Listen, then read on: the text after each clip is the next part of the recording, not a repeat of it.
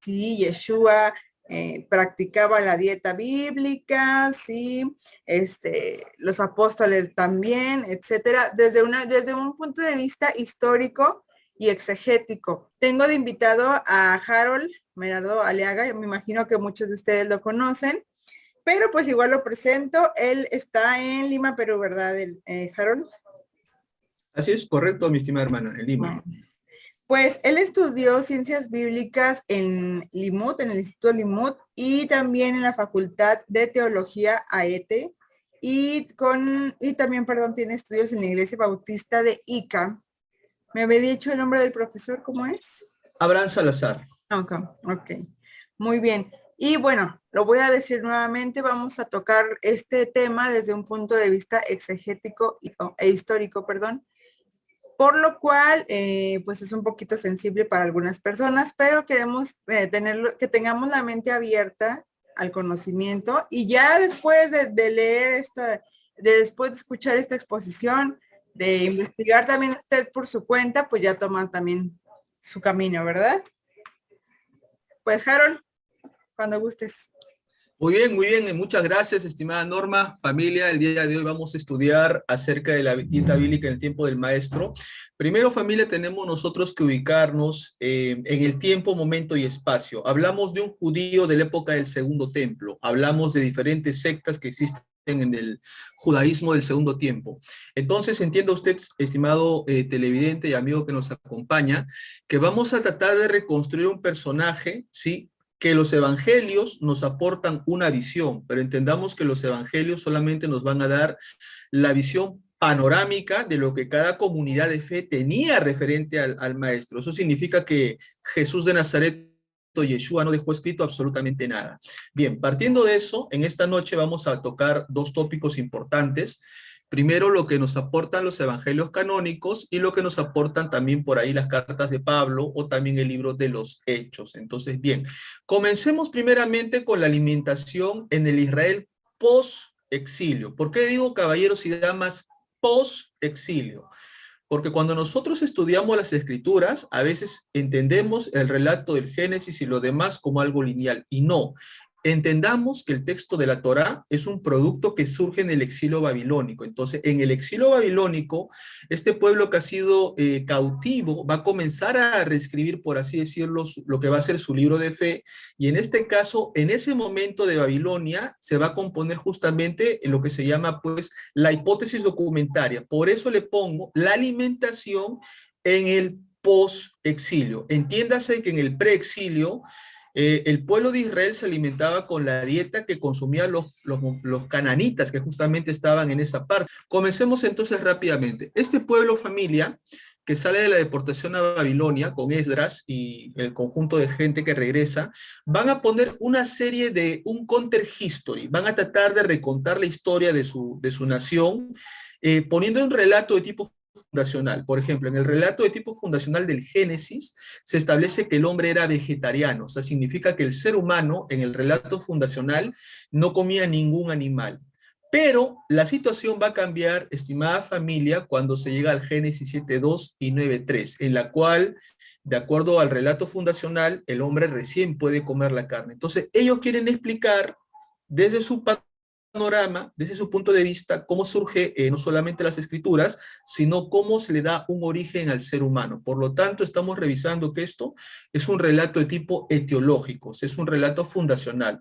Ahora, cuando nosotros vemos, antes de entrar a la parte del maestro, esta parte es importante, en Génesis 1:29 dice, every plant o call shep, significa toda planta, o sea que el hombre solamente era vegetariano desde el punto de vista del mito fundacional.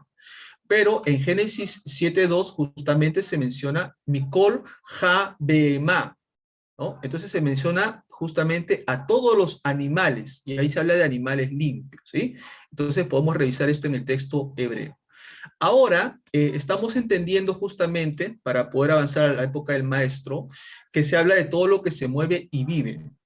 Cuando este pueblo sale y regresa a su territorio, dice, ok, no podemos comer, digamos, al chancho, no podemos comer a los crustáceos, no podemos comer a tales cosas, ¿Por qué? Porque los pueblos paganos lo comen. Entonces nosotros, que estamos retornando al reino del sur, porque entiéndase, había dos divisiones. En el reino del norte están los samaritanos, que todavía mantenían lo que es el proto-cananeo, o el fenicio como escritura, y los judíos persas, o sea, los del sur, que están regresando a su territorio y ya están llevando justamente lo que va a ser la escritura aramea a su territorio. Entonces, lo que ellos están planteando es que al regresar a su territorio, ellos ya no pueden comer ciertas cosas, con lo cual se van a diferenciar del resto. Y acá, señores, es donde ellos comienzan a usar Levítico, ¿sí? Ahora, usted dirá, ¿por qué me está hablando del post-exilio? Porque cuando nuestro maestro va a surgir, van a ser mucho tiempo después del post-exilio, o sea, después de la invasión de los persas, después de la invasión de los griegos, y llegaremos a la invasión del pueblo romano, ¿sí? Entonces entendamos que en el libro de Levítico, que ya se escribe en el exilio, ¿sí? Nos habla de que no se debe comer cierto tipo de animales. Y a partir de este momento, caballeros y damas, para el pueblo, esto va a ser justamente la norma de fe. Entonces, fíjese que nos dice que ellos no pueden comer ningún reptil. Eso significa que los judíos persas que regresan y ya se asientan en su territorio, ya no pueden comer los animales que ellos van a designar de acuerdo a la tradición sacerdotal como animales inmundos. Y es así que, sí, adelante, hermano. Perdón que te interrumpa. De hecho, para la gente que nos está escuchando, como les dije en un principio, ya teníamos 2 videos en el canal al respecto. Uno tiene una visión desde el punto de vista antropológico y en el cual se tocaba el punto de que muchos de los pueblos vecinos de los hebreos tenían también ciertos tabús a alimentos que también después llaman impuros.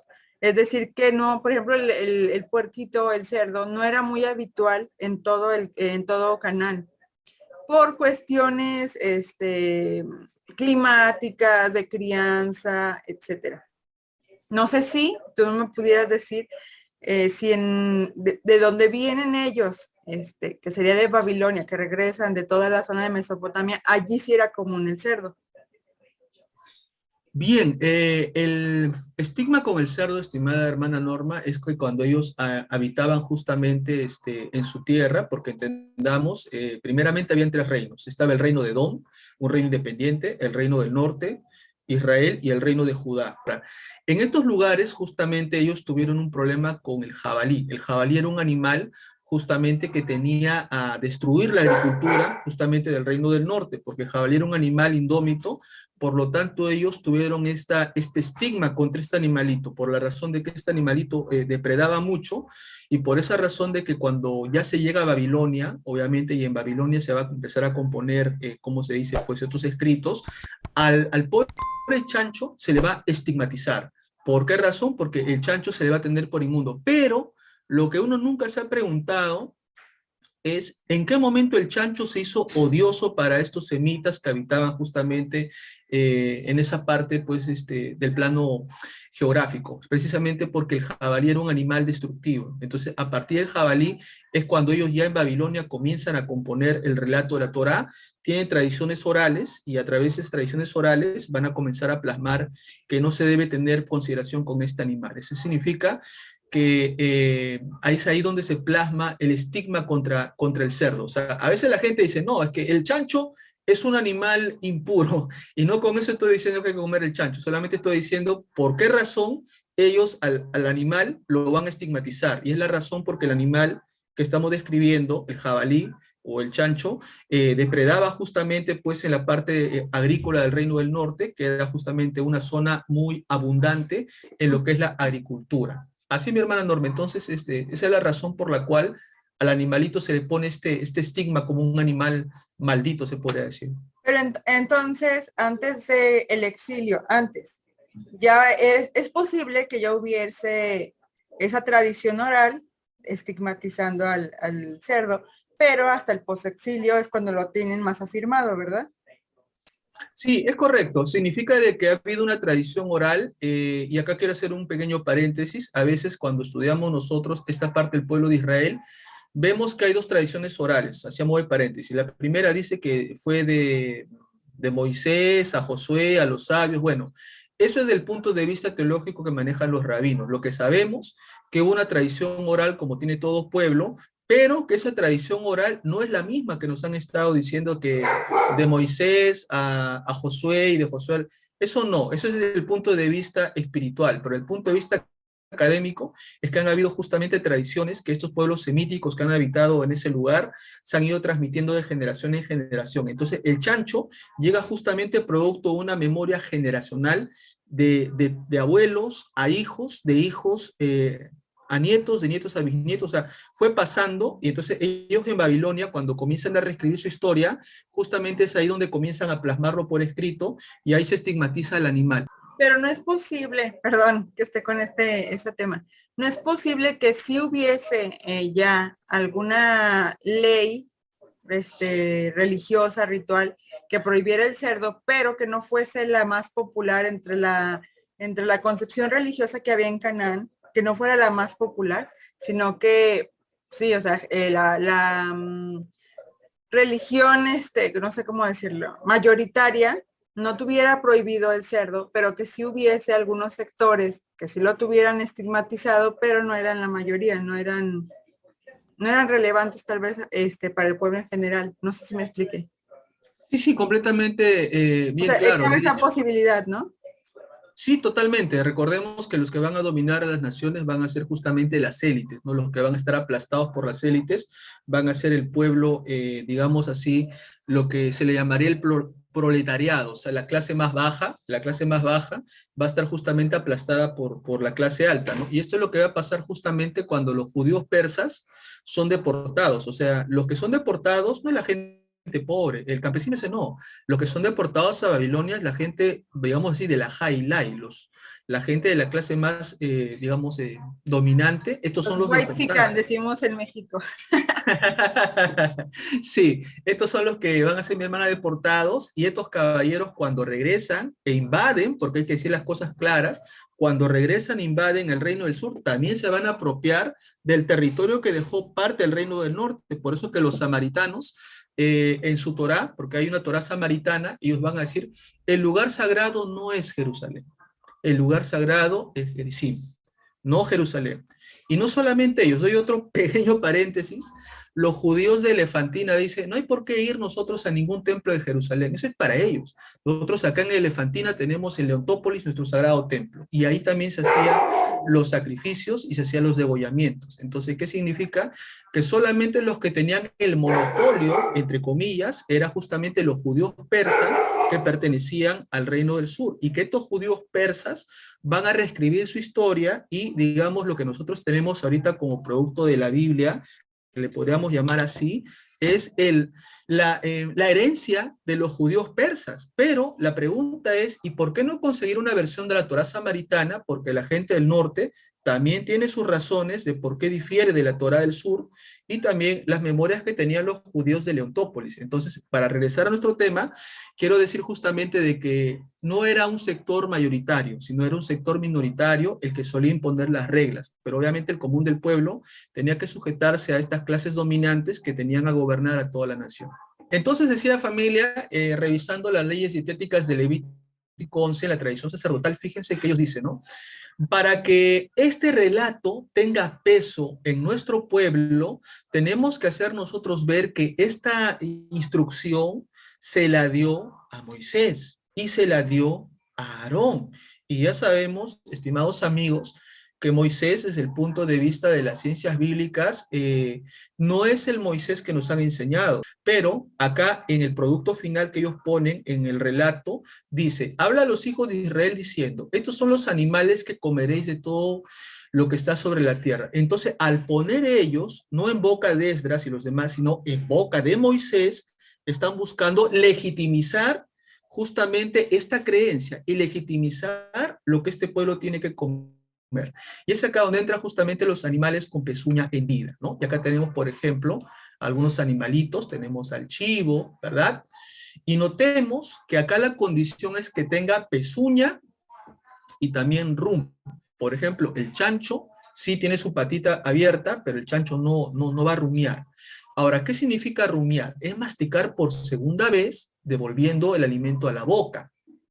¿sí? Entonces, esa es la condición que ellos van a plasmar en el relato sacerdotal para que su pueblo, que está regresando, se sujete. Así también en Levíticos 11, 4 al 5, dice: no comas al conejo, no comas a la liebre, no comas al chancho, ¿sí? No comas la carne de ellos. Entonces, es ahí recién, hay que entenderlo, no con Moisés, es ahí recién en Babilonia, cuando esto se pone por escrito, que esta gente va a comenzar justamente allá a estas criaturas, vamos a llamarlas así, a no tenerlas en cuenta en la dieta alimentaria. Referente al tema de los peces, justamente también se menciona que tienen que tener escamas y tienen que tener aletas, ¿no? Entonces, los que no cumplan esta condición, de acuerdo a la tradición sacerdotal, estos animalitos no tienen que ser consumidos, ¿no? Y acá vemos un ejemplo, por ejemplo, vemos un pescadito en la parte superior con aletas y escamas, y por ejemplo, en la parte inferior vemos un tiburón. El tiburón no tiene, pues, las aletas, ¿no? Entonces, a este tipo de animalito se le considera inmundo. Ahora sí, habiendo establecido el marco teórico, porque recuerde familia, para nosotros hablar del judaísmo del segundo templo, tenemos que tener un marco teórico. Sin ese marco teórico no podemos nosotros construir nada. Ahora, entendamos la opinión de los expertos. Nos importa mucho qué nos dicen los expertos. La arqueóloga culinaria Tova Dickstein, experta en la dieta de la época del segundo templo del pueblo de Israel, nos explica justamente la alimentación de los judíos antes del nacimiento de Jesús, del nacimiento de Jesús hasta el momento de la destrucción del sagrado templo. Dice Tova: la comida en la época del segundo templo es diferente. ¿Por qué? Porque se trata de un mundo sin refrigeradores. ¿Qué significa? No existía todavía el aparato. Ahora, un punto muy valioso que Tova nos aporta es que en esta región llovía durante 5 meses al año. Y durante solamente 5 meses de 7 había comida para el ganado. Y el resto del año no. ¿Qué significa? Que ellos tenían que almacenar en graneros, ¿no? En el momento de abundancia, ¿para qué? Cuando vengan los 7 meses que no llueva, poder proveer a sus animalitos, ¿no? Y por consecuencia alimentar a su familia. Entonces, fíjense que el problema con el tema climático es que la carne se va a comenzar a encarecer. ¿Y eso qué significa? Que solamente la gente de la clase alta en la época del maestro consumirá la carne. Y la pobre gente de la clase media para abajo, por así decirlo, van a tener que comer solamente la carne en las fiestas de peregrinación, como el Pesaj. Pero si no, el resto del año no, porque el precio de la carne se comienza a disparar. Ahora hablemos de otro personaje muy importante. La arqueóloga y escritora brasileña Fernanda Camargo investiga cómo era la dieta de Jesús o Yeshua y las diferentes clases sociales. Veamos qué dicen los expertos. Ella nos dice: lo más cercano a lo que comía la clase social a la que pertenecía Jesús y sus padres estaría fundamentalmente hecho con crema de berenjenas, pescados agridulces, dátiles del desierto y rellenos de almendra y miel. Fíjese que no aparece el elemento carne, obviamente dejando fuera el pescado. Y la razón es obvia, nos explicaba la otra especialista Tova, que el precio de la carne era excesivamente caro. Ahora, en el tiempo del maestro había una dieta limpia, ¿sí? Y se basaba en plantas. De acuerdo a los especialistas, lo que se comieran las lentejas, los granos enteros, las frutas, las verduras, dátiles y sobre todo el pescado. ¿Por qué? Porque en ese lugar geográfico, hablamos del norte de Israel, justamente el pescado va a ser un producto bastante abundante. Ahora, notemos que Levíticos 11, del 33 al 34, comenta que se puede comer justamente a este animalito, al grillo y al saltamontes, ¿sí? Como decíamos, este animalito va a ser considerado como limpio en el momento que se va a comenzar a redactar la Torá, ¿sí? Entonces, fíjese que se puede comer al animal y obviamente esto es lo que se comía en ese lugar, ¿sí? Ahora, entremos al caso de las parábolas. Fíjese que a veces nosotros revisamos las parábolas desde el punto de vista espiritual. Ahora entendamos un punto. Las parábolas también reflejan un aspecto social. ¿Por qué razón? Porque el judío Jesús o Yeshua, que venía del norte de Israel, de la Gran Galilea, era un judío marginal. Era un judío, ¿cómo se dice la palabra? Nómada, que caminaba con su gente de un lugar a otro y conforme él miraba lo que pasaba en su realidad, comenzaba a ser una enseñanza de tipo alegórica. Entonces las parábolas o derashot de Yeshua aluden a frutos y a productos que sirven para comer y beber en las costumbres de la mesa. Como regla general, los judíos se alimentan de forma modesta. Como decíamos, y estamos notando que solamente la clase alta puede consumir la carne. Los demás, a fuerza, tienen que ser vegetarianos o consumir la carne solamente en el caso de las fiestas de peregrinación. El pan, el lejen en hebreo, constituye un elemento primordial. Es un elemento bastante importante en la dieta de las personas. Ahora, cuando todos revisamos la parábola, pues en la cual el maestro nos habla de diferentes semillas que caen en la piedra, que caen justamente pues en la tierra fértil, que caen entre espinos, lo que el maestro nos quiere reflejar acá, desde el punto de vista de la parte alimenticia, ¿sí? Es que había lo que son los granos tostados. Y los granos tostados, familia, se habla bastante en las escrituras. ¿Como qué? Como elemento para aderezar la carne. Y esto era triturado de una manera gruesa, ¿sí? Entonces, por eso él habla de las semillas que caen en el campo, porque justamente está reflejando su clase social en su momento del tiempo. Decíamos que el pan era generalmente partido por las manos, y los pobres, y este es un dato importante, comían un pan de cebada, pero los ricos comían el pan del trigo. Notemos, diferencia de clases sociales. Una clase social consume trigo, los más ricos, y la gente pobre consume solamente los panes de cebada. Entonces esto es bastante importante. Ahora, hablando de los alimentos y la dieta que comía Jesús o Yeshua, hablemos un poquito de los higos. Fíjense que la comida típica en el Oriente incluía los higos. Por eso notamos que al maestro le gustaban los higos, una referencia canónica en el libro de Marcos 11, del 12 al 14. Todos recordamos justamente, familia, el famoso encuentro entre el maestro y la higuera. Nos enfocamos en que maldice a la higuera y que pues algunas teologías dicen, ¿no? Ah, maldice a Israel, etcétera. Pero en el fondo, la pregunta es, ¿por qué justamente él quiso ir donde la higuera, pudiendo ir a otra planta? Porque lógicamente deducen acá los analistas en que el maestro le gustaba justamente este producto. Por eso que él al tener hambre ve de lejos a este producto y busca, lo primero, un fruto para poder saciar el hambre.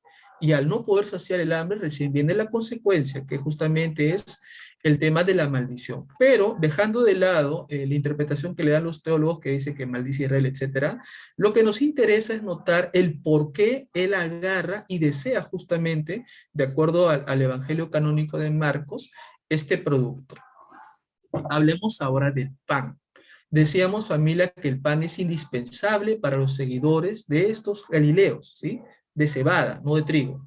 Y que este pan de cebada se va a usar posiblemente, y lo digo así, posiblemente, en la multiplicación de panes, porque sabemos, familia, que los evangelios no son históricos, son relatos teológicos, ¿sí? Y en este caso hablamos de un evangelio gnóstico, el evangelio de Juan, evangelio cercano al siglo IV. Pero, aún con todas esas cosas, estos evangelios tienen cierta memoria generacional, en la cual al hablar de los panes, situándonos en el tiempo, momento y espacio, no era posible que sean panes de trigo, ya que esta gente era pobre. Lo más común era que sean panes de cebada. ¿Y qué nos dice el libro de Juan 6:9?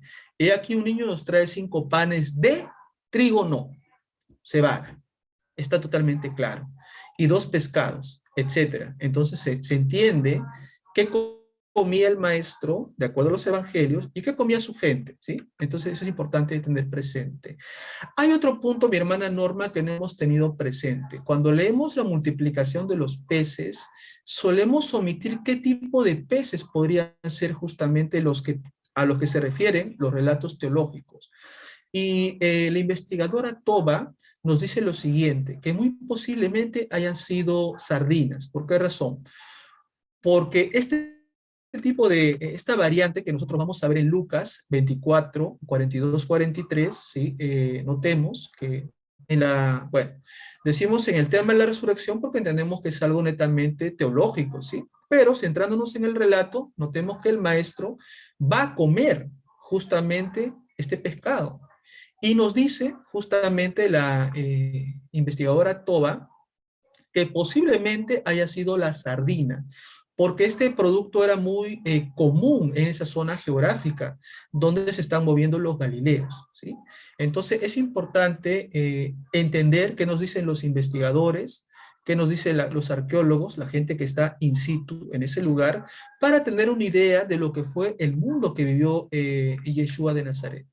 Referente al tema de la miel, nosotros notamos que en los evangelios nos dice que Yohanan o Juan el Bautista comía la miel y la langosta. ¿Por qué la miel? La miel, familia, se menciona 100 veces en las escrituras, principalmente en lo que es el Tanaj. Se menciona también en el libro del Apocalipsis. El apóstol Juan dice que come un rollo y que es dulce como la miel.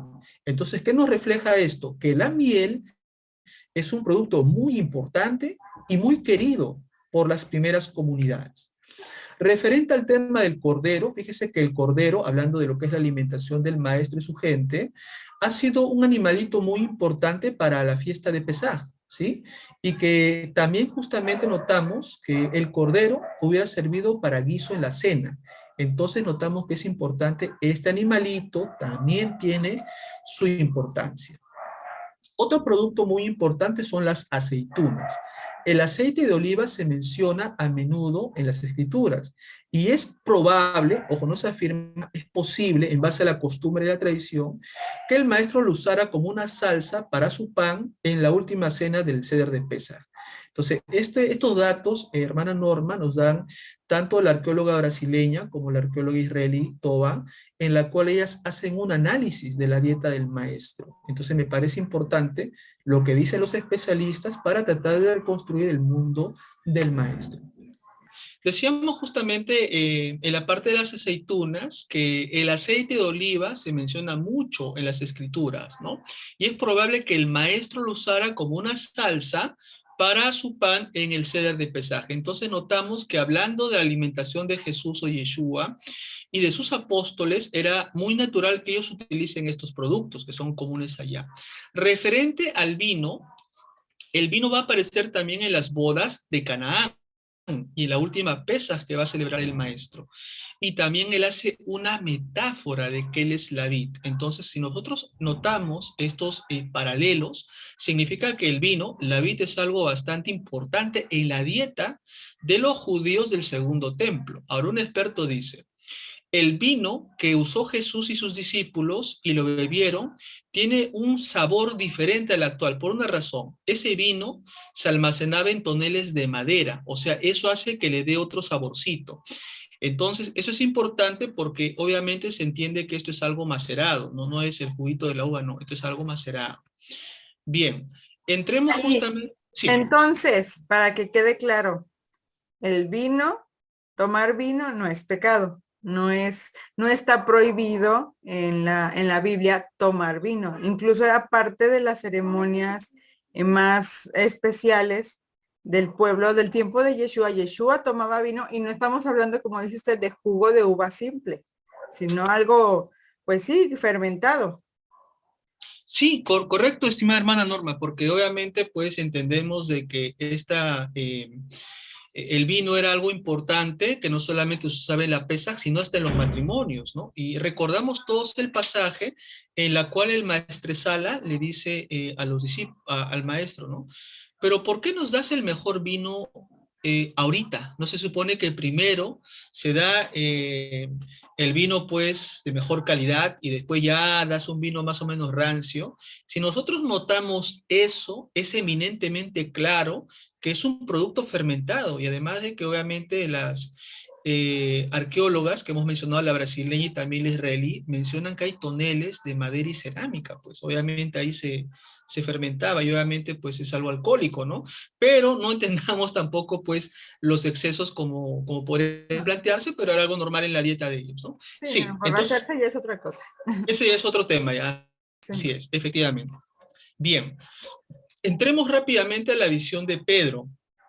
Entremos al libro de Hechos y acá hay que hacer otro pequeño paréntesis, ¿sí? Entendamos que este libro de Hechos, que algunos especialistas dicen que es Lucas, otros dicen que es Lázaro de Betania, etcétera.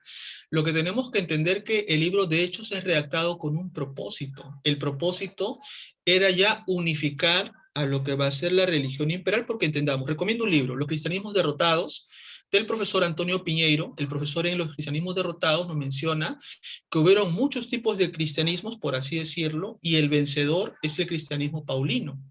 Entonces notemos de que Lucas, cuando va a reconstruir, por así decirlo, lo que él quiere, una visión de lo que fue la comunidad con el maestro, y después pues cómo nace la Iglesia Imperial Romana, porque eso es lo que va a pasar al final, él va a partir justamente de elementos que no aparecen en otros lugares. Por ejemplo, Lucas, antes de entrar a esto, nos dice que Pablo se cayó de un caballo.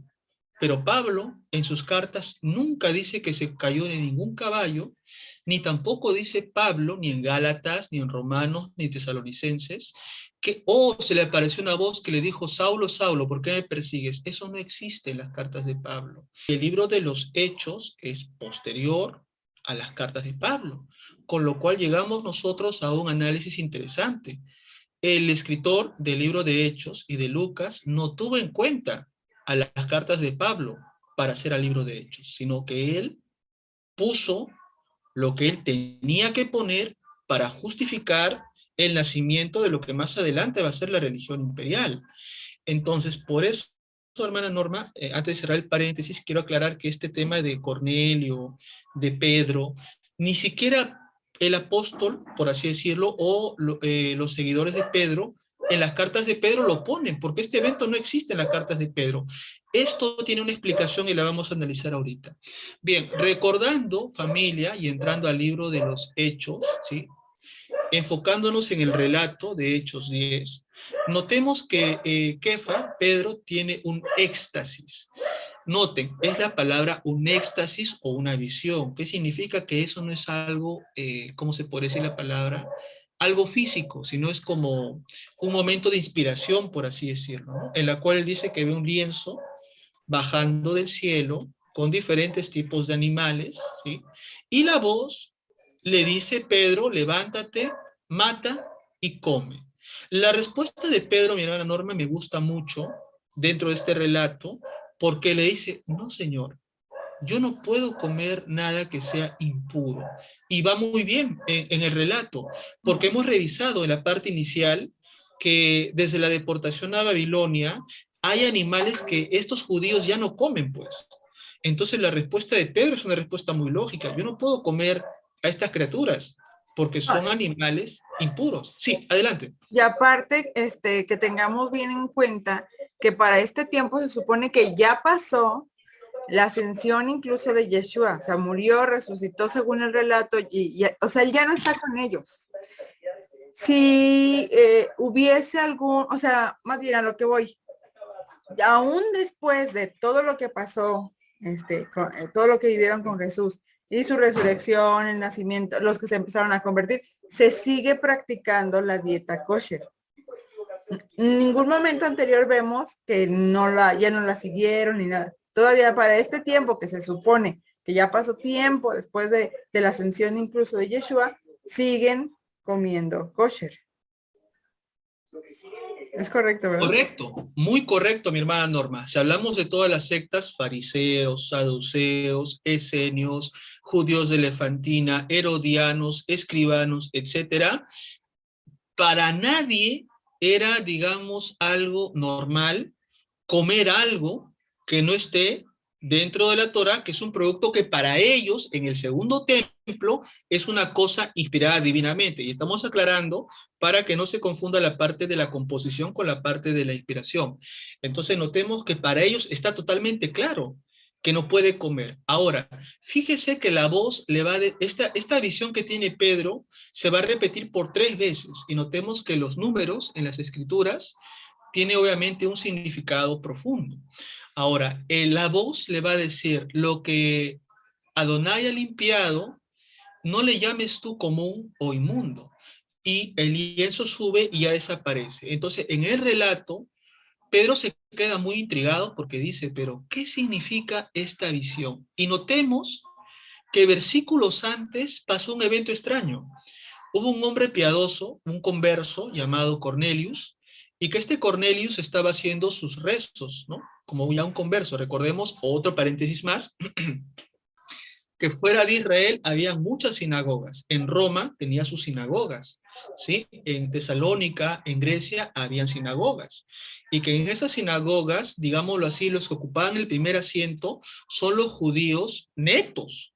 Los que ocupaban la segunda banca son los conversos, aquellos, digamos, griegos, aquellos romanos, un ejemplo nomás, que ya se habían hecho la circuncisión y ya estaban adoptando una vida judía. Y los que estaban al final, como quien dirá la puertita, son aquellos justos que todavía no hacen el proceso de la conversión, pero que son invitados digamos, a formar parte de una manera pasiva, tenemos que decirle así, pasiva, dentro de la fe de Israel. Entonces, este Cornelio estaba justamente en el grupo número 3, porque fíjese que dice, había un varón temeroso de Dios, temeroso de Elohim. Y este título de temeroso no representa al que ya ha hecho la conversión, representa al que está en la puerta. Entonces, ¿por qué le menciona a Cornelius? Porque en el relato, cuando Cornelius está haciendo sus rezos, es ahí donde se le aparece en una visión un malaj y le dice, te ordeno que vayas a buscar a Kefa, a Simón Pedros, a Kefa, para que él te diga algo. Entonces, notemos, por eso, para que Pedro tenga la visión, es que ha tenido que haber un antecedente. El antecedente es que hablamos de un no judío. ¿Cómo se llama este no judío, perdón? Cornelius. Y este Cornelius, cuando va a mandar a su gente, es donde Pedro tiene la visión, ¿no? El éxtasis, que él ve justamente esto. Entonces, hasta ahí mi hermana Norma, antes de analizar más esto, la gente dice, bueno, mira, con Pedro, ahora que estamos en el Nuevo Testamento, ¿no? Ya no estamos bajo la ley, sino bajo la gracia, ahora podemos comer al murciélago, a la araña, al monito, porque le dice, no llames inmundo a lo que Dios ha limpiado. Pero vamos a revisar un poquito más adelante que esto es una concepción errática para los judíos de Ujú. ese momento del tiempo. Entonces, revisemos lo siguiente. Primero, ¿de qué nacionalidad era Cornelius? Cornelius era un centurión, era romano. ¿Qué rango ocupaba Cornelius? Centurión. ¿Cómo eran reconocidos por los judíos? Bueno, eran como los gentiles inmundos. Recordemos justamente más adelante cuando se compone el Talmud, otro paréntesis, recuerden, cuando se comienza a redactar el Nuevo Testamento por escrito y Constantino y su gente en los sínodos, van a determinar qué libros entran al canon, porque hay criterios, otro paréntesis, tradición, uso por las comunidades, etcétera. El judaísmo que se va a Yafne, va también en Yafne compilar lo que es la Mishnah. Y la Mishnah pasa del oral al escrito, y es ahí, en esas composiciones, en la cual a los gentiles se les tiene por seres inmundos, ¿sí? Ahora, ¿qué tipo de persona era Cornelius? Cornelius era lo que dice Hechos, un temeroso, un converso, pues, ¿no? Que estaba en esa parte. ¿Cuál es el propósito de hacer venir a Petros? Él te dirá lo que tú tienes que hacer. Eso es interesante. ¿Comió Petros, Kefa, a esos animales que él vio en el lienzo? No. Es evidentemente que esto es solamente una visión. ¿Qué produjo esta visión en Petros, en Kefa, en Shimón? Dudas y curiosidad. ¿Qué significará esto? ¿Sí? Mientras que Pedro pensaba, ¿qué ocurre en la visión? Los enviados de Cordelius llegaron a su puerta y preguntaron por él. Entonces, familia, si nosotros analizamos la dieta de Jesús, de sus apóstoles y de las siguientes generaciones, es obvio que estos caballeros en ningún momento están bajo la gracia, ¿sí? Ya vamos a ver quién va a ser el creador de la gracia, y ese creador de la gracia viene más adelante, pero hasta ahorita no aparece ese caballero. Entonces, fíjense justamente de que acá está claro que sigue siendo un contexto judaico, eminentemente que sí. Sí, o sea, y como dices tú, el contexto de la historia es que no se refería a los animales literal, si no hubiera dicho, después del éxtasis, Pedro bajó y se echó una torta de jamón, ¿no? Hoy celebraron con unas costillitas de cerdo y pues, ¿no? O sea, Pedro se quedó ¿no? Es que algo tiene que significar más que lo literal, porque era una visión. Exacto, mi hermana Norma. Y de hecho, versículos posteriores, cuando Pedro va a mirar lo que va a pasar con ellos, ahí es donde ya se va a develar el secreto. Bien, vamos a revisar algunas reflexiones. Primero, ¿cuál es la instrucción que se le da a Pedro? Recordemos que Pedro tenía miedo porque no era algo normal ir a la casa de un centurión. Le dicen, no, no tengas miedo, ve con ellos. Ahora, después de Pedro hospedarlos, ¿qué pasa al día siguiente? Bueno, los va a acompañar ¿a dónde? A un lugar llamado Jope. Ahora, la pregunta es, ¿cómo se le llamaba a ellos? Se les llamaba cristianos, no señor. Recuerde justamente que a estos señores se les llamaba los del camino, los nazorios, los nazarenos, ¿sí? Ahora, ¿qué pasó cuando ellos van a entrar en Cesarea? Cornelius, con su familia, los esperaba. Pregunta, si Cornelio hubiera sido un pagano que no tiene ninguna vinculación con el pueblo de Israel y la Torá, ¿tendría sentido que invite judíos a su casa? No tendría ningún sentido. Pero si Cornelius está haciendo la conversión al judaísmo y va a las sinagogas y se vincula con judíos, tiene mucho sentido que le invite a un judío, de acuerdo al relato, que venga a su casa y le diga, ¿verdad? No solamente a él, sino también a sus familiares. ¿Qué pasó cuando entra Petros, Kefa? Oh, salió Cornelio a recibirle y le hizo una reverencia, en griego proscuneo, eso es un respeto. No lo adoró, hizo una reverencia. Lo pongo yo a propósito para ver si estamos atentos a lo que estamos hablando. Entonces Kefa le dice, no, no, no, no te arrodilles. Yo también soy un hombre, no me hagas reverencia porque yo también estoy a tu mismo nivel. Entonces fíjese que lo que va a encontrar Pedro es a un montón de gente que está ahí y que va a ver que esa gente, al ser sumergidos, porque recordemos, ser sumergidos en el mundo antiguo, era la purificación previa, no solamente para el Yom Kippur, sino para formar parte de una secta en ese momento del tiempo. Entonces, decimos la palabra secta, otro paréntesis, en ese momento del tiempo, no es una palabra peyorativa. Secta solamente significa una escuela, un movimiento nada más. Y cuando ellos son sumergidos o purificados en el agua, fíjese que ellos comienzan a hablar idiomas. No dice que ellos hacen el bibibi, no hacen eso. Comienzan a hablar idiomas.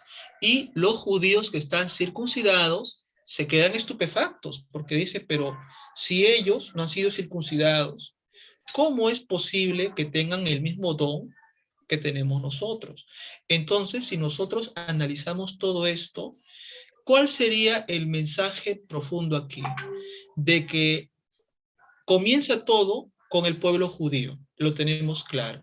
La alimentación, todo comienza con el pueblo judío.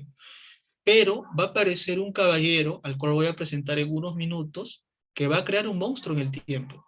Pero cuando se muere este caballero, no va a medir lo que ese monstruo que él ha creado va a terminar de hacer después al judaísmo. Pero bueno, cierro el paréntesis y notemos. Entonces, Pedro se da cuenta que no tiene nada que ver ahí con la comida. Dice, oh, ahora recién comprendo la visión.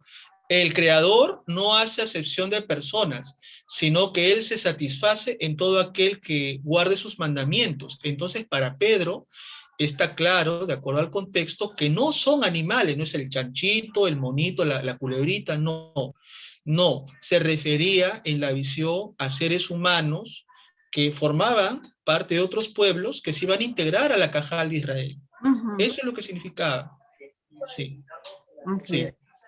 así es. Entonces, ahí, hermana Norma, cerramos esta parte. Vamos a dejar de compartir. Para hablar de un caballero que ha sido muy odiado y también es muy amado, porque con el apóstol Pedro, pues, perdón, con el apóstol Pablo incluso podríamos hacer una tesis y hablar de él por mucho tiempo, ¿verdad? Antonio Piñeiro tiene una visión de Paulos, el doctor Mario Sabán tiene otra visión de Paulos, entonces los especialistas No se no van a ponen de estar de acuerdo. acuerdo, no Ok, están de acuerdo. nada más, antes de continuar, yo quiero traer a colación también algo que estuve leyendo. No, no tengo la presentación para hacerlo. Voy a hacer una publicación en la página de Facebook para que la gente también lo pueda ver. Y es respecto a Marcos 7:16. Es un versículo que también se utiliza mucho para decir, ¿sabes qué? Yeshua, Jesús, abolió las leyes alimenticias. Cuando él enfrenta a unos fariseos y le dicen que no come con las manos limpias su gente, y él hace la referencia de que no es lo que entra en el hombre, lo que contamina al hombre. Y hay un versículo, el 7:16, que dice, normalmente las traducciones lo ponen, y así hizo Jesús limpios todos los alimentos.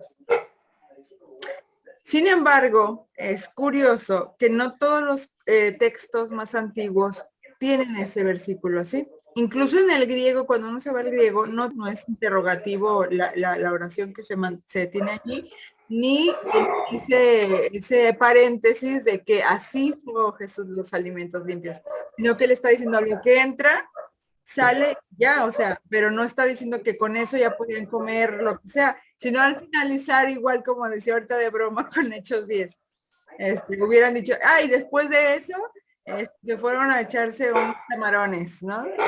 Porque ya ya Jesús hizo limpio los alimentos. Pero se me hizo curioso eso, que ese texto, de acuerdo a la crítica textual, no está bien aceptado de que así sea. Y se utiliza mucho para justificar que Yeshua abolió las leyes alimenticias. Y pues no. No, de hecho, mi hermana Norma, usted ha tocado un punto crucial, ¿no? Antes de entrar al tema de Pablo. Yo creo que lo que usted ha dicho es lo correcto, porque no solamente, pues, David Flusser, el mismo Antonio Piñeiro y el propio Mario Sabán y, digamos, pues, otros especialistas, ¿no? Nadie va a estar de acuerdo en que un judío marginal, hablamos de la Gran Galilea, que viene del norte, vaya a ir en contra de lo que es su fe. O sea, es algo poco pensable, pensar de que un judío, y ahora lo tengo que decir con otro pequeño paréntesis, Yeshua o Jesús, al estar en el norte, tenía una gran vinculación con los esenios, y los esenios eran gente muy estricta en el tema de la alimentación. Entonces, imaginemos, pues, como un judío, lo tengo que decir en el paréntesis, recomiendo un libro llamado Jesús el Celote, de Reza Aslan, muy importante, y Los Esenios, de César Vidal Manzanares, a modo de referencia, en la cual ellos hablan que esta gente es revolucionaria, guerrillera y radical. Entonces, un radical, ¿sí?, no va a anular algo que para su gente es algo importante. Peor aún, si estos señores vienen del norte, de la Gran Galilea, y van a tener el encuentro con los del sur. Y fíjense, los del sur les llamaban estúpidos galileos, o sea, la gente de Jerusalén eran los encopetados, eran pues la última Coca-Cola del desierto. Y los los white miraban. chican. Sí, o sea, hermana, los de Jerusalén miraban así como si fuera cualquier cosa, como diría Kiko, como la chusma, miraban así a la gente del norte. Entonces, imagínense pues que Jesús diga, no, bueno, hagamos limpio al chancho, hagamos limpio a la culebra, al monito. Entonces, ¿qué clase de Mesías, y dentro del paréntesis, el pueblo de Israel va a aceptar a un Mesías que no sea un revolucionario, un Mesías que viole los alimentos kosher? Esa es una cosa poco probable, exactamente, pues, o sea, el problema, hermana Lilia, es que nosotros a veces, como estamos en esta sociedad, acá en América Latina, tenemos herencia del catolicismo, pensamos como occidentales, pero ellos son orientales de hace 2000 años, y ellos tienen otra visión del mundo, tienen otro concepto. Entonces, nosotros tenemos que, para entender a esta gente, retroceder 2000 años al pasado y ver qué creía esta gente, qué comía, cómo dormían, cuál era su preocupación, y sobre todo qué clase de Mesías esperaban, porque nosotros pensamos que esperaban un Buda pacífico que te dé una mejilla, la otra no.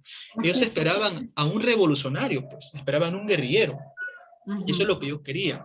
Entonces, cerrando el paréntesis y volviendo a lo que estamos conversando del tema de los alimentos, cuando dice que él purificó todos los alimentos, preguntémonos lo siguiente. Asumiendo que ese texto fuera correcto, solamente asumiéndolo hipotéticamente, para un judío del segundo templo, ¿qué cosa es alimento y qué no es alimento? Bueno, Levítico y Deuteronomio, para esos judíos definen ya qué es alimento. Eminentemente, el chancho no es alimento. Para ellos no. El perrito no es alimento, pues el gatito tampoco. Entonces, cuando dice hizo puro los alimentos, se refiere a los alimentos dentro de la dieta kosher. Porque recordemos que hay dos escuelas, la academia de Hillel y la de Shammai. Y justamente los que eran muy estrictos en cuestiones de lavado de manos y todo esto, era la escuela de Shammai. Sí, Shammai era muy estricta en cuanto a sus regulaciones. Entonces, mi hermana Norma, yo diría, para cerrar el paréntesis en el tema de Marcos, que cuando él habla de alimentos, hay que pensar en función a lo que comía un judío, no lo que comemos ahorita en el año 2022. Así Claro. es. No, y el Así es. contexto, como dice usted, también es confrontar las tradiciones de los ancianos que no tenían que ver con Levítico, eran las tradiciones que se tenían ya en la tradición oral de cómo hacer otro cerco de protección al cerco de protección. De hecho, también lo Eh, toqué en el video anterior sobre eso. buenísimo, buenísimo. Continúen. Ahora, sí, sí, perfecto, excelente. Y ahora vamos a hablar de este caballero, como decía. En el mundo cristiano, a Pablo se le tiene como el apóstol de los gentiles. En el mundo de raíces hebraicas o mesiánico, se le tiene como el Rab Shaul. El problema con estos dos enfoques, caballeros, recuerden, le voy a dar un dato más. Saque usted del análisis al libro de Hechos, porque la gente dice, oh, Pablo estudió con Gamaliel. Pregunta, ¿cuándo Pablo dice que estudió con Gamaliel en sus cartas? No lo dice nunca.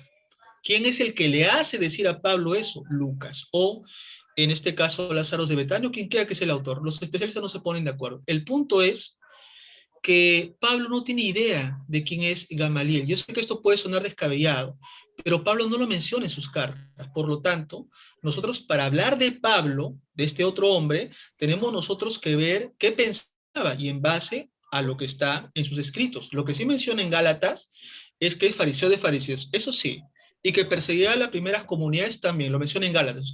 Recuerden, estoy dejando fuera el análisis al libro de Hechos, porque Hechos es posterior a las cartas de Pablo. Por tanto, entonces, entendamos a este señor que va a ser un genio religioso, Pablo de Tarso o Rab Shaul. Y este señor va a ser un reformador, lo tengo que decir con todas sus letras. ¿Por qué un reformador? Y acá recomiendo el libro del doctor Mario Javier Sabán, El judaísmo de San Pablo, y también una guía para entender a Pablo del doctor Antonio Piñeiro, en la cual este caballero, el apóstol Pablo, era un judío apocalíptico. ¿Qué significa? Que él pensaba que el fin ya estaba pronto y que por lo tanto la redención final tendría que venir cuando la mayor cantidad de expatriados, obviamente, pues regresen, ¿no? Por así decirlo, a la fe de Israel. Entonces Pablo dice, para entrar al tema de los alimentos, dice claramente, la circuncisión ya no es necesaria, ya no ya.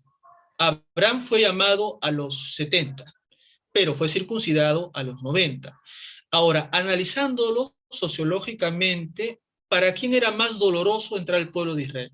¿Para los hombres o para las mujeres? No, para los hombres, porque las damas entraban directamente. En cambio, el varón tenía que pasar por ese proceso doloroso de la circuncisión.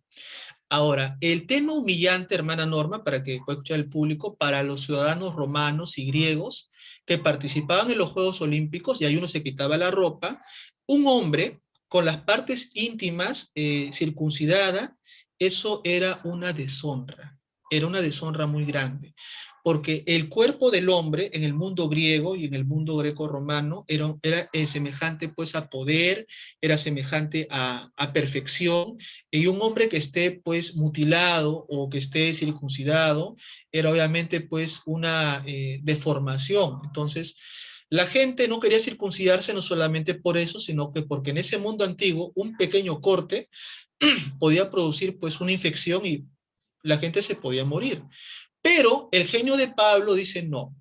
A partir de ahora quitamos este requisito de la circuncisión para que entre la mayor cantidad de gente. Yo sé que los hermanos van a decir, hermano, levanto la mano, Hechos capítulo 15. Recuerde que Hechos es posterior al año 200, por lo tanto, en materia de antigüedad, queda fuera del análisis el libro de los Hechos. Y sumémosle que Lucas, por eso les dije, no es una cosa que yo tenga algo en contra de Lucas, pero Lucas va a buscar maquillar, mascarar, disimular los problemas que hubo ahí. Por ejemplo, ponga usted acá Gálatas 3 y Hechos 15, compare los dos. En Gálatas capítulo 3 usted ve a un Pablo que está defendiendo su territorio. Dice, ellos son apóstoles y yo también soy apóstoles.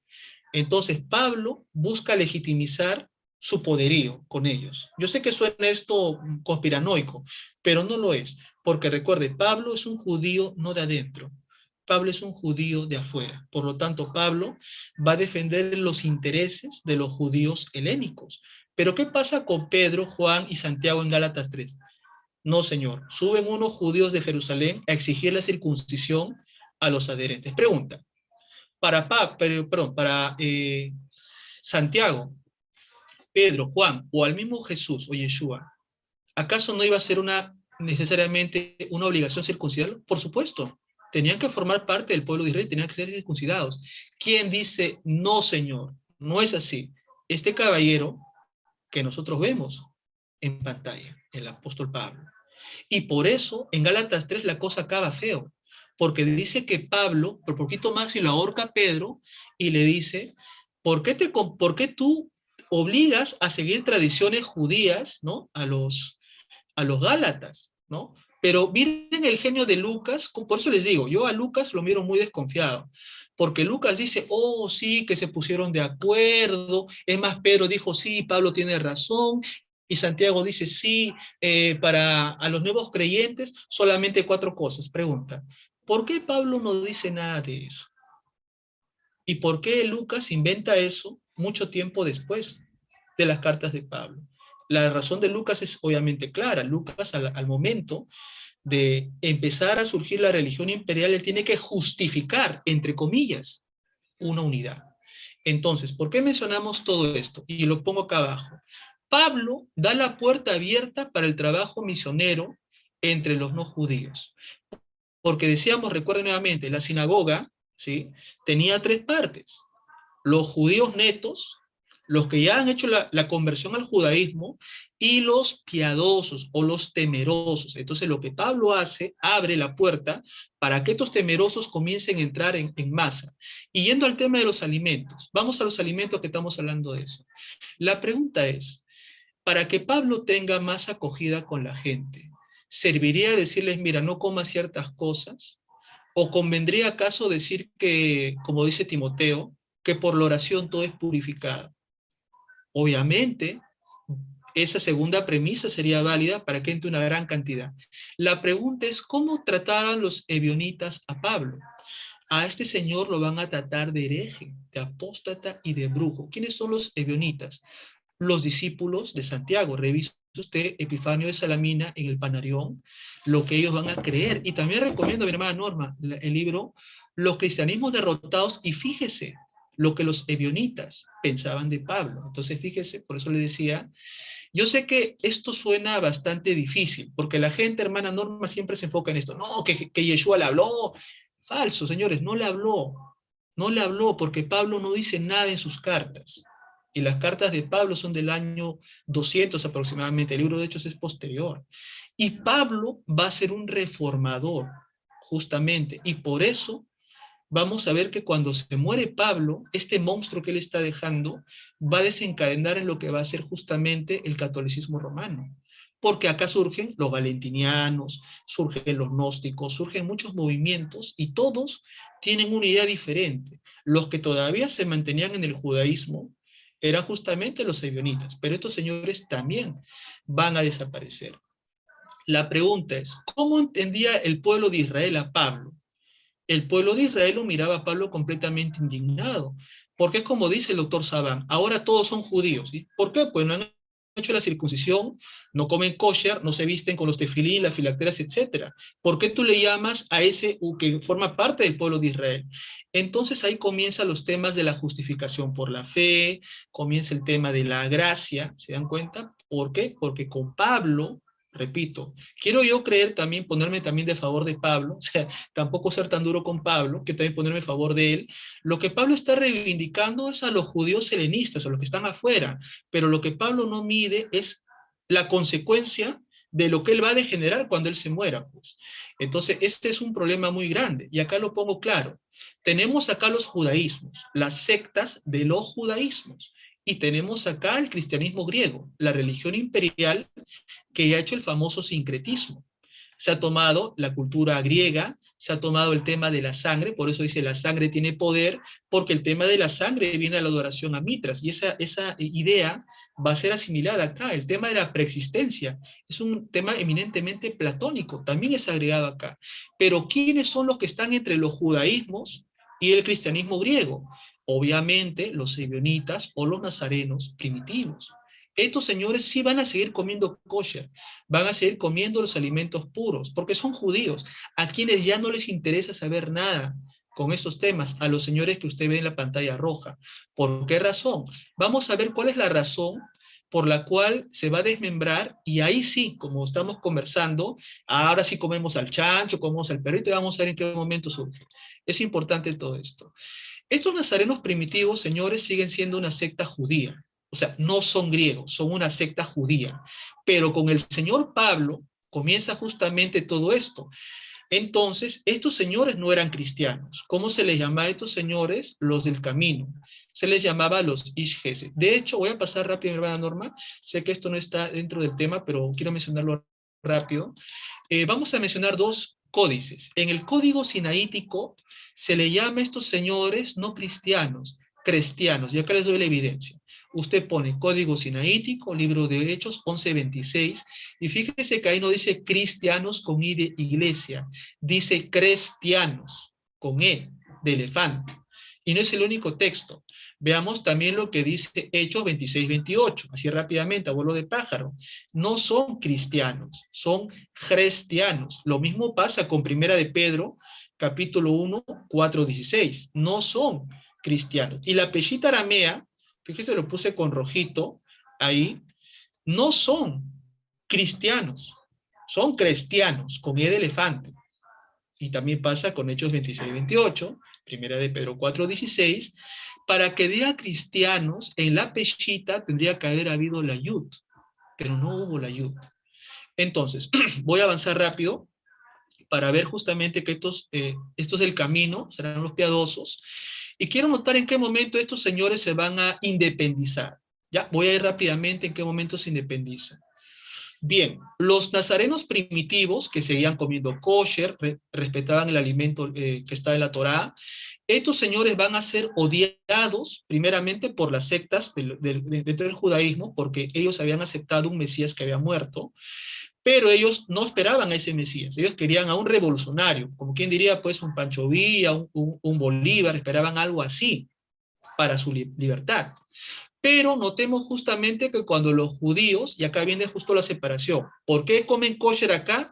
Y acá ya comen al chancho, al perrito, al monito. Acá viene el problema. Cuando los judíos son derrotados en la segunda revuelta, entre el año 130 a 135, note que ya no van a querer saber nada, nada, justamente con la gente de Israel. Y van a ellos a hacer un juego político muy interesante. Fíjese que la religión imperial, profesada por los seguidores de Pablo, no guarda correspondencia con los judaísmos del segundo templo, en absoluto. Y los discípulos de Pablo se van a comenzar a quejar con los romanos de que son los judíos los que los están persiguiendo. ¿Dónde encuentra usted este dato? Lo encuentra usted en el libro llamado Los primeros cristianos, así se llama el libro, del autor Salomón Fines, Shlomo Fines. Yo le voy a mandar el libro a la hermana Norma para que ella pues lo pueda compartir con quienes quieren leerlo como otra fuente importante. Por eso decía que Pablo es el que crea al Frankenstein. O sea, Pablo tiene la buena intención de incluirlos a todos. Lo que Pablo no mide es que cuando él se muera, ¿qué va a pasar con los alimentos? O sea, ¿van a seguir al judaísmo? Ya no, ya. Estos señores le van a dar la espalda al judaísmo y se van a convertir al paganismo, pues.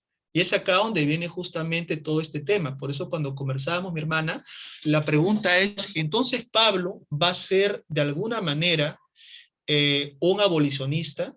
Yo diría que sí, porque quitar la circuncisión es delicado, pues. Decir que no lo circuncide es muy delicado. Quitar que no se vistan con ciertas ropas, que no guarden ciertas cosas, se lo pongo así, más fácil. Si a un judío le quitamos su vestimenta tradicional, le quitamos sus fiestas, ya no es un judío, pues. Ya es otra cosa. Y eso es lo que va a hacer Pablo. Lo malo es que Pablo no mide las consecuencias de lo que va a hacer. Bien, voy a salir de acá porque esto ya es otra cosa, pero me era necesario, hermana Norma, aclararlo, porque la figura de Pablo, como le digo, es amado por un grupo, odiado por otros, judío, griego, etcétera. La cuestión es que para conocer al Pablo verdadero hay que leer sus cartas, pues.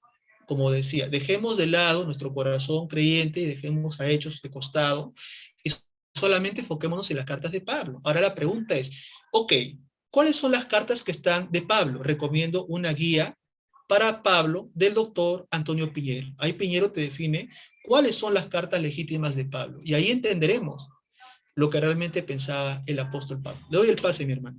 No, pues sí, yo ahorita te iba a increpar, pero en hechos tal, dice, es que mire, leí los libros de Mario Sabán y también he escuchado conferencias de él. De hecho, también, gente, tengo unos aquí en el canal, no son mías, no lo entrevisté yo, pero son públicas y las puse en mi canal por si quiere escucharla de cómo se separó el judaísmo y el cristianismo. Y entre lecturas y eso, decía que Pablo es muy incomprendido. Yo soy de las que piensa que no es abolicionista, por varias cosas que he leído. Yo pienso que él no abolió. Incluso, pues sí, en Hechos lo vemos guardando la Torá, lo vemos cumpliendo votos nazareos, lo vemos varias cosas cumpliéndolas, pero no imponiéndolas a otros. Eso sí, es cierto. Yo lo que tengo ahí duda, Harold, es que es con los prosélitos, como Cornelio. Al momento que iniciaban a entrar en la sinagoga se les pedía ciertos requisitos, no toda la Torá, pero ciertos requisitos. Y si se acercaban es porque ellos querían ser parte de. Entonces ellos llegaban y creo que también les decían prosélitos de la puerta o justos de la puerta. A partir de ahí ya tenían que cumplir algunas cosas de la Torá. Y se supone que cada Shabbat, cada reunión de sinagoga, ellos iban a ir adquiriendo el conocimiento de la Torá y comprometiéndose cada vez más hasta que hicieran todo el proceso de conversión ya como tal. Yo creo, o soy partidaria de que Pablo eso es lo que estaba haciendo.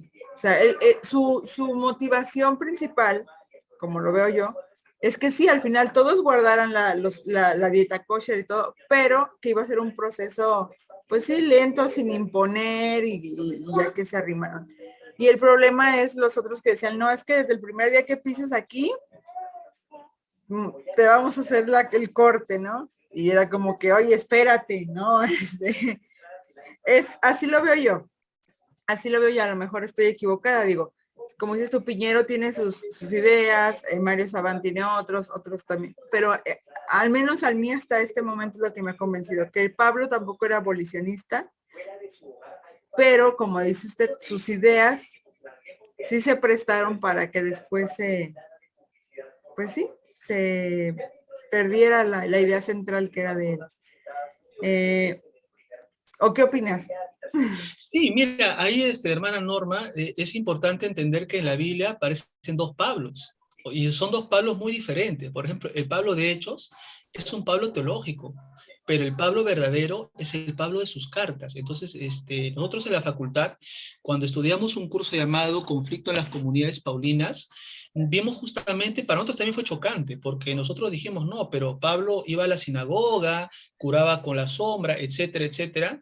Pero nos dijeron, no, ese es el Pablo teológico. O sea, ¿qué significa un Pablo teológico? Un Pablo sobre el cual se comienzan a poner una serie de capas, ¿no? Porque obviamente, claro, nosotros vinculamos a Pablo, que hace una conversión al movimiento nazareno, por así decirlo, en el libro de Hechos, pero la autora judía Pamela Eisenbuch tiene un libro llamado Pablo no fue cristiano, en la cual, entre otras cosas, ella menciona de que esta conversión o esta voz que le habló, no sucedió. Entonces tenemos, como decía, dos Pablos. En el Pablo de Hechos tenemos un Pablo teológico y en el Pablo de las cartas, Romanos, Tesalonicenses, Gálatas, tenemos al hombre de carne y hueso. Diferencias nomás. El Pablo de Hechos es un Pablo que discute con los pitagóricos, los epicúreos, es un hombre versado digamos, en la palabra. Pero el Pablo en sus cartas dice, yo tenía mucho miedo de hablar. Entonces ponemos a Pablo de dos perspectivas. Lucas lo pone una perspectiva de super Pablo. En cambio, Pablo en su carta dice, no, yo tengo miedo Ahora notemos que Pablo es un ciudadano romano, ¿no? Y obviamente pues lo notamos a Pablo empoderado, pero notamos a un Pablo en sus cartas que dice yo tengo que trabajar con mis manos para no ser una carga para la gente. Entonces notamos dos cosas que no son coherentes. Primero, Lucas pone una imagen de Pablo que no es la imagen verdadera. ¿Por qué razón? Al Pablo verdadero, ¿cómo lo conocemos? A través de sus cartas. Por eso de que definitivamente, hermana, yo creo que Pablo tuvo un problema. Lo que yo quiero también entender a Pablo, y tampoco ponerlo pues como a piñata y fusilarlo, sino entenderlo también a Pablo, es que habían dos judaísmos. El judaísmo que Pablo entendía es un judaísmo helénico, es un judaísmo fuera de su territorio. Pero los apóstoles que siguieron al maestro tenían un judaísmo nacionalista. Pues, por eso que en los evangelios él dice, yo no soy enviado, sino a las ovejas perdidas de la casa de Israel. Entonces es una misión nacionalista nada más, no los temerosos nada, solamente por su pueblo y se acabó. Pero con Pablo ya comienza pues otra visión. Entonces tenemos este conflicto, como digo, porque tenemos dos Pablos. Un Pablo de Hechos, que Lucas lo pone así, ojo, bajo la pluma de Lucas, pero el hombre verdadero es el Pablo de sus cartas. Es como, por ejemplo, tenemos nosotros al Jesús histórico y al Cristo de la fe. El Jesús histórico, un judío nazareno, etcétera. El Cristo de la fe, preexistente, etcétera, hijo de Dios, etcétera. Entonces notamos que cuando hacemos este análisis tenemos a dos personas distintas. Y también pasa lo mismo, mi hermana, con el caso de Pablo. El Pablo de Hechos es el Pablo lucano, pero el Pablo es el Pablo de sus cartas. Por eso recomendaría, aconsejaría a los hermanos hacer un cuadrito comparativo en sus casitas, poner Pablo de acuerdo a Hechos y Pablo de acuerdo a sus cartas. Y fíjense que no hay muchas características en común. Entonces, podríamos decir que Pablo deja esta puerta, pues, ¿no? Y cuando este caballerito Pablo muere, tristemente, ya comienzan los valentinianos, comienzan los gnósticos, y después viene Marción. Entonces el judaísmo termina diluyéndose porque los judíos comienzan a ser superados pues, por los piadosos, que imagínense, si al inicio solamente eran 5, así, ya no hay circuncisión, entonces ya no son 5, pues, serán 20, 50, 80. Entonces, imagínense, o sea, ahí los gentiles terminan superando por cantidad a los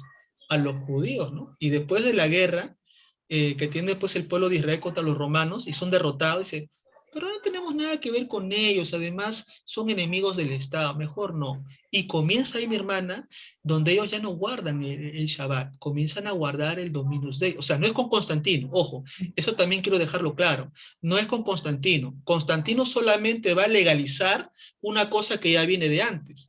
Por eso doy otro dato, otro paréntesis más. Cuando Policarpo Esmirna se reúne justamente, me parece, con Aniceto, le dice, tenemos que guardar el Pesaj de acuerdo al calendario judío. ¿Y qué le responde? No, señor, de ninguna manera. Estamos bajo la gracia. Pablo nos dijo tal cosa. O sea, no hay una armonía, pues. Hay diferentes escuelas, diferentes dentro del movimiento del maestro, que ya más adelante la religión imperial, al tener el aval de Constantino, si se lo puede decir con propiedad, ya va a comenzar como un monopolio o como un monstruo gigante que se comienza a comer a los demás chiquititos y ya sale lo que se conoce futuramente como catolicismo. Pero podríamos decir que Pablo deja esta puerta abierta. Tristemente pasó. Entonces, con Pablo, mi hermana, habría estas reformas, ¿no? Entonces, bueno, yo lo pongo de esa manera y pues lo dejo para que, digamos, las personas también no nos crean a nosotros, lo puedan investigar al Pablo teológico, al Pablo histórico y pues como dice cada uno, pues haga su balance, ¿no? Nosotros no hemos venido como los políticos a convencerlos de que marquen el pescadito o marquen el pancito, no. Acá le damos el dato y ya usted investigue y haga sus propias conclusiones. Así es. No, muy bien, Harold. Pues sí, es un tema bien complicado. Yo creo que un día te voy a invitar o hacemos después otro video sobre Pablo. Ya me voy a preparar más para traerme mis argumentos defendiendo a Pablo. pero yo defiendo a Pablo judío. Ya no el abolicionista, el que todo, sí, el que tiene el cristianismo, lamentablemente así es, o sea, como dices tú, que pura la gracia y que jajaja y no. porque sí, yo creo que Pablo se mantuvo como, sí tenía obviamente diferencia por ser un judío helenista, tenía otra mentalidad, como dice Mario Sabán, es que decimos nosotros, los de Jerusalén, los de Judea, era como que los gentiles son mis enemigos, digo, son los romanos, son los que nos están oprimiendo, pero para Pablo eran sus vecinos, así dice. Entonces eran los que veía todas las mañanas y hola, ¿cómo estás?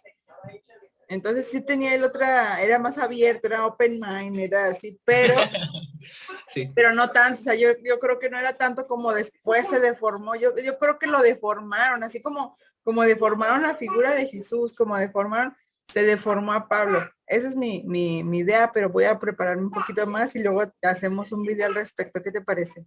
Sí, sí, me parece fantástico porque, como te comentaba, pues el tema de Pablo va a ser un tema que, pucha, vamos a conversarlo siempre porque Pablo, pues, es amado, ¿no? Por los judíos de afuera, ¿no?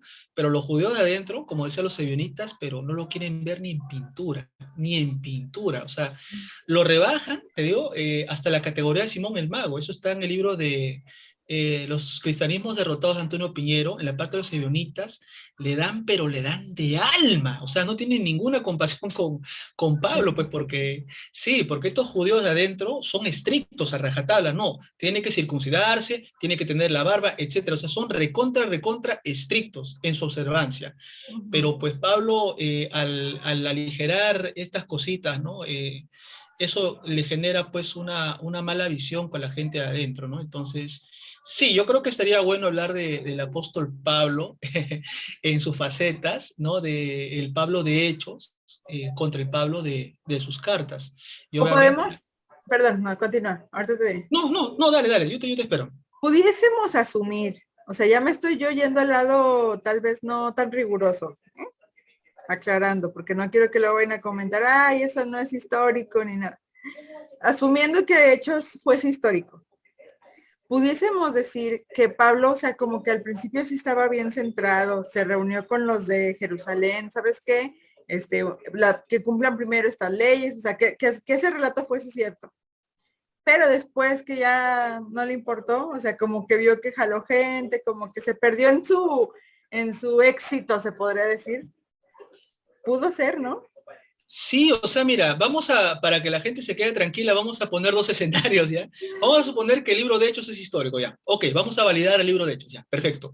Validando el libro de Hechos, entonces Pablo sí fue con Gamaliel, Pablo fue observante, iba cada Shabbat, e hizo su voto nazareno. Perfecto, entonces ahí tenemos a un Pablo 100% judío. Hasta ahí está fenomenal, ahí no hay ningún problema.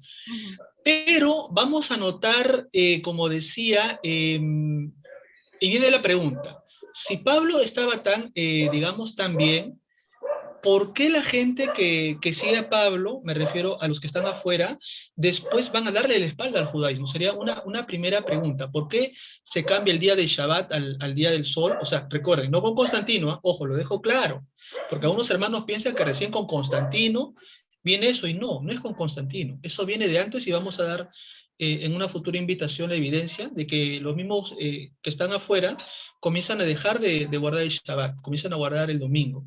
Entonces la cuestión es, si Pablo era tan estricto y observante, ¿por qué su gente termina traicionando las ideas del propio Pablo? ¿No? O sea, esa sería la respuesta que tendríamos que responder validando el libro de Hechos. Ahora, en el otro escenario, suponiendo que el libro de Hechos es un invento de Lucas, lo voy a decir con toda delicadeza, es un invento de Lucas para justificar la creación de la futura iglesia imperial, notaríamos que sí, en efecto, Pablo dejando de fuera a Hechos, solamente Romanos, las cartas que son realmente de él, notaríamos una figura de un judío helénico que quiere reivindicar a su gente. ¿Quién es su gente? Los que están afuera.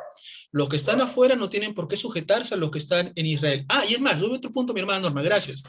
Pablo dice, fíjese lo que va a decir Pablo, el creador no vive en templo hecho en manos por hombres. La pregunta es, para un judío de adentro de Israel, ¿eso sería o no sería un insulto? Por supuesto, el sagrado templo es el corazón de la fe del pueblo de Israel. Pero Pablo, al decir, Dios no vive en templo hechos por manos de hombres, sino que ahora seamos templo de Dios, ¿cuál sería el mensaje subliminal? Pues ya no vayas al templo, ya no, porque tú eres ese templo. Entonces, los que no van a mirar bien a Pablo son los que están adentro. ¿Pero por qué? Pues si los judíos que están afuera por generaciones han regresado al Sagrado Templo a peregrinar en las fiestas. ¿Quién eres tú para cambiar lo que está en la Torá de Moisés, etcétera, etcétera, etcétera? Entonces notaríamos, vuelvo a la premisa, dejando de lado a Hechos y solamente manejando las cartas de Pablo, notaríamos justamente algo interesante, como que Pablo sigue siendo judío, no digo que sea romano para que quede claro,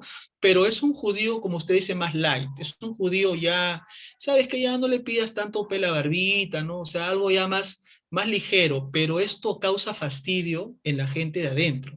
Los que están adentro no lo van a mirar bien. O sea, no solamente hablo de los judíos no creyentes en Yeshua, no, de los mismos creyentes en Yeshua adentro no lo van a mirar bien, porque obviamente eso no fue lo que enseñó el maestro. Entonces tenemos que Pablo trae otra cosa muy distinta. Entonces, son dos escenarios que hay que manejar. Validando el libro de Hechos nos quedaría responder lo siguiente. Si Pablo era tan estricto, ¿por qué su gente al morir él lo deforma? Y la otra premisa. Suponiendo que el libro de Hechos es posterior a las cartas de Pablo, de acuerdo a la papirología, entonces, ¿por qué Lucas no es sincero? ¿Por qué Lucas no dice, oye, en Gálatas 3 se fueron a las manos? ¿Por qué disimula en Hechos 15 no, que se dieron la mano y que Santiago se paró y dijo sí, etcétera? Entonces, habrían muchos cabos sueltos. Entonces, yo creo que sí, el hablar de Pablo sería muy extenso y habría que preparar un material de eso, pero les dejo con inquietud. Con inquietud, como digo, pues no quiero tampoco que me crean, ¿no? Solamente les suelto el dato para que usted balancee a Pablo de Hechos, a Pablo de sus cartas y pues finalmente usted haga su escrutinio. Así es. Bueno, gente, pues entonces en resumidas, ¿sí? En resumen, no vemos exegéticamente ni podemos probar históricamente que Jesús de Nazaret, Yeshua, abolió las leyes alimenticias. Al contrario, él las guardaba estrictamente y lo vemos incluso en los relatos de los evangelios que muchas veces dicen que ya tiene añadiduras, que ya tienen, incluso allí lo vemos claramente. Segunda, vemos también que posteriormente a su paso por esta tierra se siguieron guardando las leyes alimenticias por todo lo que eran los judíos de Judea, sean nazarenos, fariseos, todos. El cambio se dio a partir de Pablo y mucho más a partir de la destrucción del templo, de que se regaron todos por todos lados, etcétera. ¿Es correcto? Sí, siempre sea Norma. Así, en una conclusión, sí, así se resume todo esto. Correcto. Muy bien. Igual, gente que nos está escuchando, deje sus comentarios aquí en el video. ¿Qué piensa sobre Pablo, sobre Yeshua, sobre las dietas la dieta bíblica? Y ya seguiremos con ese tema. Yo creo que va a haber muchos videos al respecto porque sí es picante, es controvertido cuando ya tocamos al apóstol Pablo, cuando tocamos los textos en sí. Pero bueno, pues no sé si quieres así añadir alguna otra cosa para concluir. Sí, hermana Lidia, gracias. Aprovechando pues el espacio, bueno, no quería hacer pues a los hermanos una invitación. Familia, el profesor Yosef ha abierto un curso llamado Génesis. El curso de Génesis está tratando justamente cómo se componen los relatos, ¿verdad? De Adán, también justamente va a tratar el tema de los gigantes, los nefilín, va a tratar el tema del Mabul, el diluvio, desde una perspectiva bastante académica, así que pues para contactos, bueno, nos escriben por interno o nos escriben con la hermana Norma y nosotros pues muy encantados, perdón, de poder dar información y pues apoyar, ¿no? Como decimos, no imponemos, solamente compartimos y le dejamos a usted la inquietud para que usted investigue y usted, como una mente independiente, haga su balance y diga, bueno, he investigado, amigo Harold, estimada Norma, he investigado tantos libros, tantos autores, y yo concluyo fehacientemente que Pablo, pues, no fue abolicionista, perfecto. O concluyo lo contrario porque he leído tal y sí fue abolicionista. Entonces ya esa decisión de si fue o no fue, la dejamos a usted para que usted lo pueda investigar y usted tenga la última palabra. Entonces, sí, apreciada Norma, muchas gracias, te agradezco pues la invitación, saludo cordial para ti, tu señor esposo, tus hijos allá hasta México, de acá de Lima, estamos acá en el sur, pues, y bueno, a la expectativa para hablar de don Pablo, que esta noche ha subido la temperatura, pues, de la reunión. No, muchas gracias nuevamente por aceptar esta invitación. Como le sigo diciendo, es un tema bastante interesante y complejo. Para los que no sepan, también ya tengo otros videos más sencillos sobre la dieta kosher, por si quieren verlos. Y pues igual, aquí no queremos imponer ninguna dieta alimenticia, tiene que nacer de la convicción de cada quien, de acuerdo a sus conocimientos, desde el área ya sea confesional o no confesional. Yo lo he dicho muchas veces, yo soy una persona de fe, yo trato de guardar lo que sé, lo que voy aprendiendo, pero pues es de cada quien. No queremos imponérselo a nadie, pero sí, investigue, analice y a partir de allí decida y tampoco juzgue a otros, ¿verdad? Eso ya es, pues sí, cada quien. Pues bueno, pues muchas gracias otra vez, Harold. Gracias a todos los que nos vieron. Recuerden que estamos aquí, también nos pueden seguir en Facebook. Si quieren saber sobre los cursos que están impartiendo con el hermano Harold, pues nos escriben a la página o igual ahorita, cuando edite el video voy a poner aquí tu WhatsApp para que si te quieren mandar un mensajito, pues ya. ¿Ok? Sí. Bueno, entonces nos vemos pronto, que estén muy bien. Hasta luego. Shalom.